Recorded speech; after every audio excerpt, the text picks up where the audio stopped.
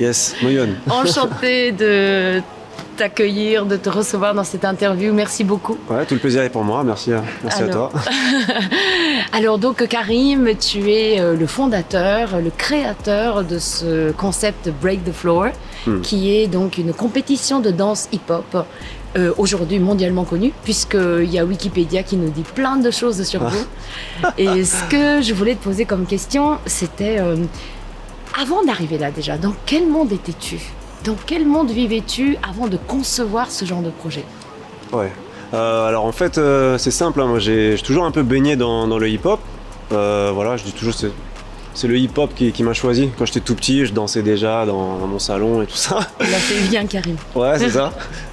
Et du coup, naturellement, je me suis mis un petit peu au beatboxing, faire la musique comme ça avec la bouche. Et après, je me suis mis au rap.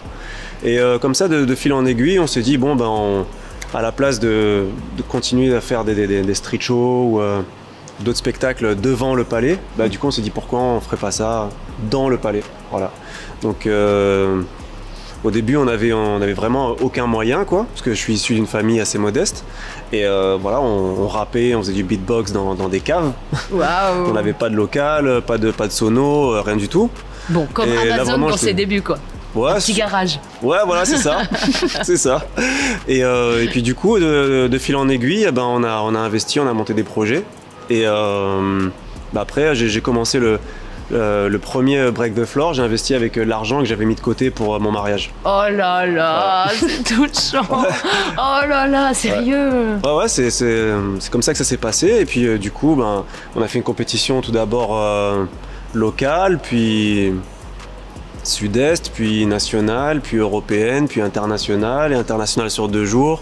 Puis à chaque fois, on était complet. Et puis maintenant, ça continue de se développer. Et puis on fait des qualifs au Brésil, en Chine, parfois au Vietnam, on a fait en Belgique, etc. Voilà.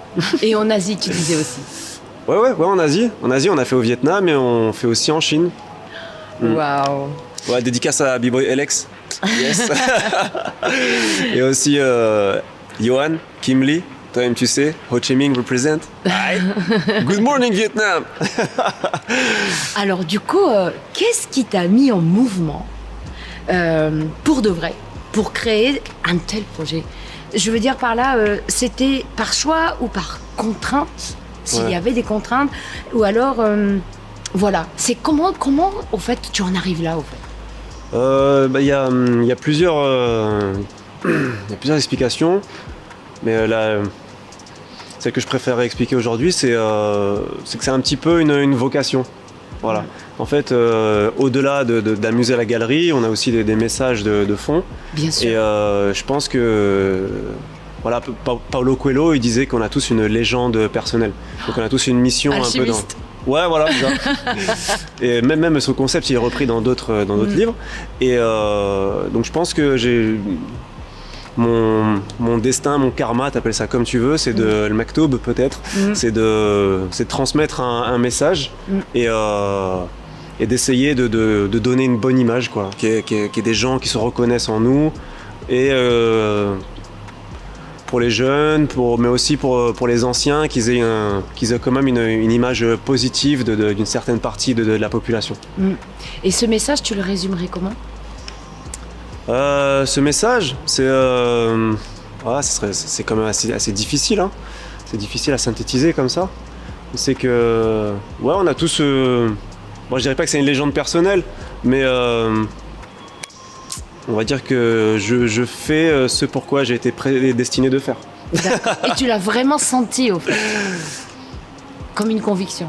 Ouais, c'est un peu... C'est plus fort que moi, en fait. J'ai toujours cette volonté d'entreprendre, mais aussi d'essayer de bien faire les choses et que ça soit constructif.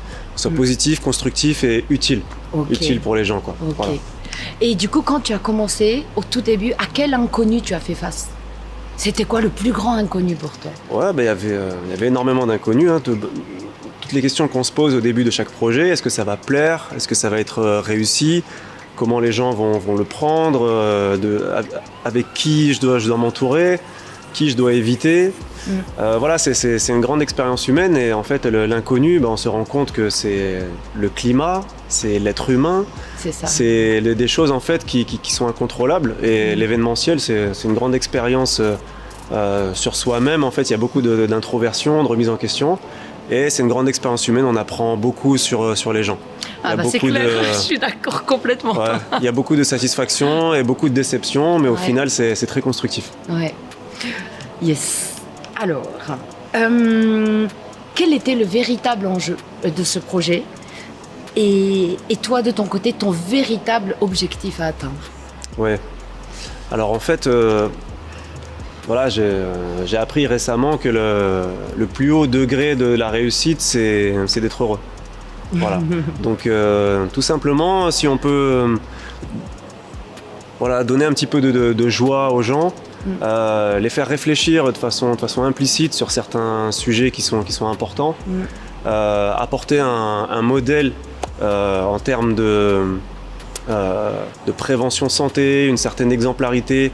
Voilà, pour moi, c'est plutôt ces enjeux-là qui sont importants, plutôt que de remplir une salle ou gagner de l'argent. C'est pas nos objectifs principaux. Nous, l'association en fait qui chapeaute Break the Floor, s'appelle On Existe.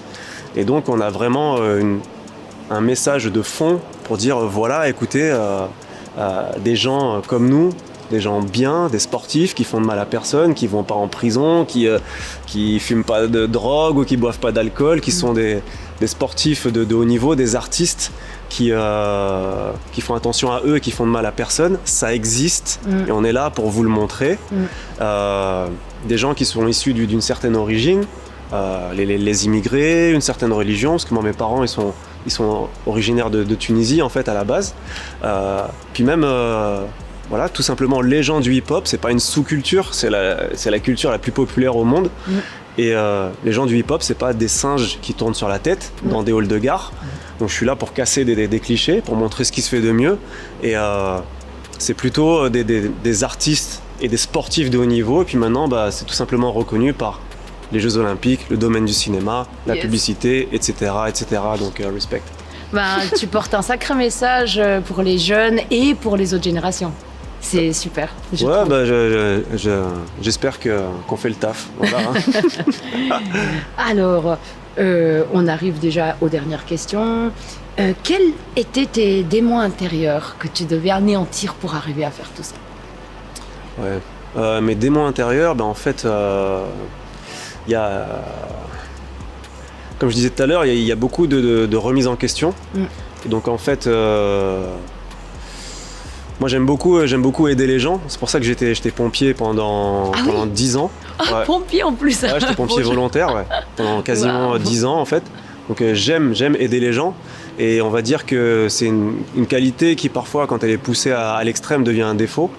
Et donc parfois, peut-être que je voulais trop aider les gens, j'ai trop pris sur moi, puis je suis quelqu'un qui intériorise énormément, et vu que je fais des sports de combat et tout ça, des arts martiaux, j'essaye justement de ne pas être violent avec les gens, donc ce qui fait que tout ce stress, ces déceptions parfois, les montagnes russes émotionnelles, parfois ça a beaucoup pesé sur moi, et vu que parfois je suis dans l'incapacité d'extérioriser parce que je suis pris par le temps, ça a parfois joué un peu des troubles sur ma santé physique ou mentale à certains moments donnés, mais maintenant voilà, on a combattu les démons intérieurs et on continuera toujours d'en avoir, on a toujours mais d'un côté c'est positif.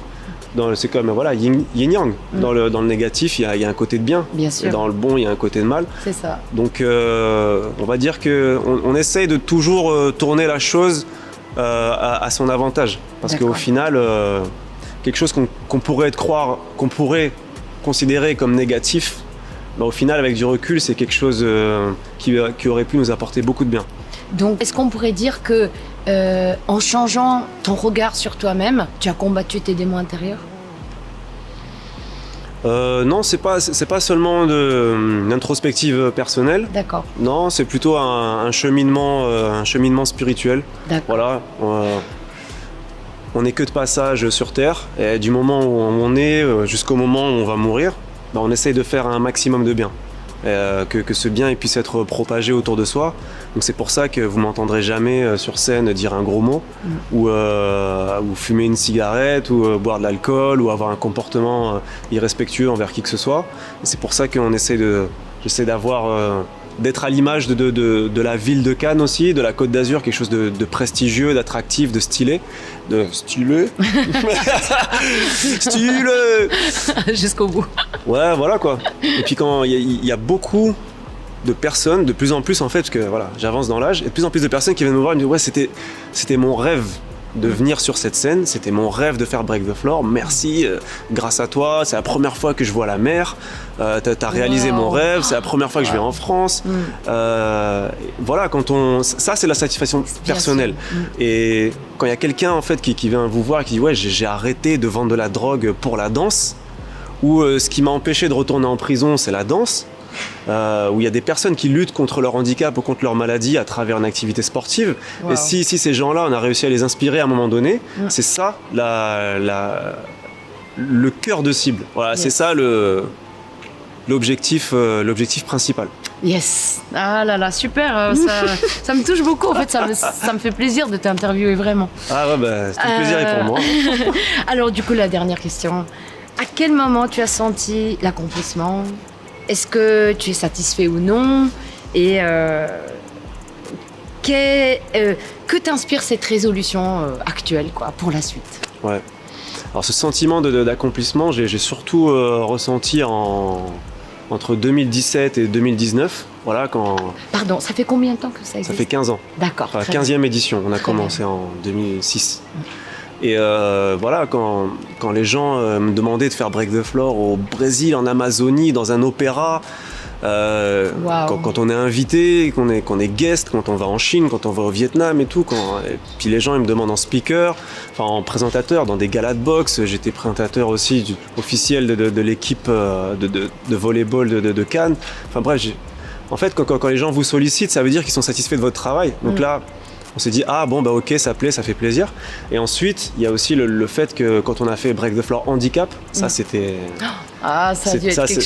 c'était très très très très fort émotionnellement. Et donc quand vous avez des personnes handicapées qui vous prennent dans leurs bras, qui vous disent je t'aime, des gens en fait qui voilà, des handicapés qui vous remercient, qui vous disent merci de nous considérer comme tout le monde, de nous valoriser. Et en fait, ils étaient là sur scène à faire les battles contre tout le monde et tout ça. Et il y avait le public qui pleurait dans la salle. Et ça c'était ça c'était vraiment très très fort. Et on a vraiment pris en maturité à ce moment-là. Et il y avait aussi l'édition suivante qui était plutôt sur la protection de l'environnement. Donc c'est pour ça qu'il y a un ours polaire. Ouais, c'est pour ça qu'il y a des animaux en fait dont certains sont en voie de disparition. D'accord. Et bref, il y avait tout un thème autour de l'environnement. Donc il y avait vraiment du fond dans l'action. Et puis là, cette année, on se rend compte que voilà, avec la crise sanitaire, le Covid, machin, on se rend compte que les orgas, on a un rôle social, économique, culturel, sportif, un rôle dans la prévention, et on a un rôle super important en fait dans la société, et on aide les gens à se sentir mieux. En fait, ça leur fait du bien de venir voir un spectacle vivant, de voir que des belles choses, des choses positives. Et même pour les enfants, ils deviennent plus ouverts d'esprit quand ils voient les spectacles. Donc voilà, ça c'est ça pour moi le sentiment d'accomplissement. Ok, super, merci. Une dernière question. Ouais. Ton lien avec la Corée, je sais que tu en as eu beaucoup. Ah ouais. Dis-nous un peu. La Corée du Sud, en fait, tout d'abord, grâce à Break the Floor et grâce à Cannes, j'ai rencontré des personnes de multiples nationalités, et ça aurait jamais été possible dans une autre ville ou dans un autre domaine. Donc j'ai rencontré des Mexicains, des Vénézuéliens, des Russes, des Ukrainiens, des Japonais et des Coréens du Sud. Et du coup, j'ai été ravi en fait de rencontrer ces gens-là qui sont adorables, qui sont discrets, qui sont sérieux, qui sont impliqués, qui sont talentueux, qui sont humbles. Et franchement, c'était super impressionnant et toujours agréable de les recevoir, parce que voilà, c'est des gens qui sont au top du comportement humain. Voilà, il y a eux et les Japonais. Et en fait, chacun avec leur spécificité, mais les Coréens en particulier. Donc pour moi, ils font partie des nations les plus fortes en breaking. Voilà, nous on a Jinjo Crew. Yo, special big up, yo, Jinjo Crew. Jinjo Crew, ils ont gagné 3 fois Break the Floor. Je leur ai dit, écoutez les gars, vous avez trop gagné, je peux plus vous inviter. Non, sérieux. Ah ouais. Non, c'est vrai. Non, je savais pas que c'était possible de dire ça. Là, on devait avoir un autre crew coréen qui s'appelle Seoul Skills, mais en fait qui n'ont pas pu venir à cause de la période de quarantaine à leur retour. Ah mince. Ouais, donc voilà, special big up, Pocket, Kill, Zouti Zout, love you guys. Voilà, donc puis après les gens ils kiffent parce que parfois je dis des mots dans la langue de l'équipe qui est invitée, donc ils aiment bien quand je leur dis Annyeonghaseyo, Kamsahamnida, je leur fais tiro, genre reculer, je leur fais kaja, chong kaja, genre vas-y, allez, je dis vas-y. Ah, il est à fond en fait. Ouais, c'est ça. Et donc et puis même voilà, la Corée du Sud, c'est juste une nation qui est admirable parce que en fait, c'est une des nations qui a su le mieux allier la modernité avec le respect de l'environnement. Et voilà, on voit ça avec Samsung, LG, Hyundai, bref, avec énormément de marques. Et puis la culture du taekwondo. Voilà, ils apprennent le taekwondo à l'école. Moi-même, j'ai fait du taekwondo quand j'étais petit. Hein, Apchagi, Dolyopchagi. Et non, moi je suis très admiratif et en fait, même si mes parents sont d'origine tunisienne, je me sens plus proche des Asiatiques. Parce que pour moi, ils sont vraiment dans l'élite du comportement humain.